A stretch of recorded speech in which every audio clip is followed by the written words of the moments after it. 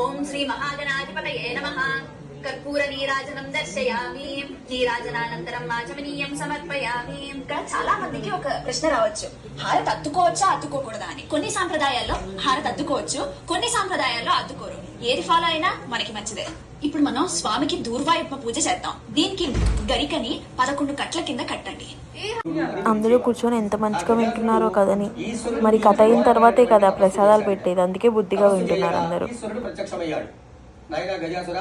నీ తపస్సుకు మెచ్చి వచ్చాను, నీకు తోచినటువంటి వరం కోరుకోవయ్యా ప్రసాదిస్తాను అని అడగగా ఆయన కోరుకున్నాడట. అనుకుంటోంది.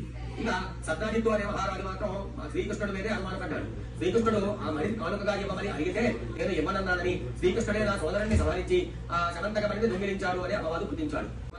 సో ఇంకా కథ అయ్యాక అందరికీ ప్రసాదాలు పెట్టాను, అందరూ వెళ్ళిపోయారు. సో ఇలా ఈ పాట ఎండ్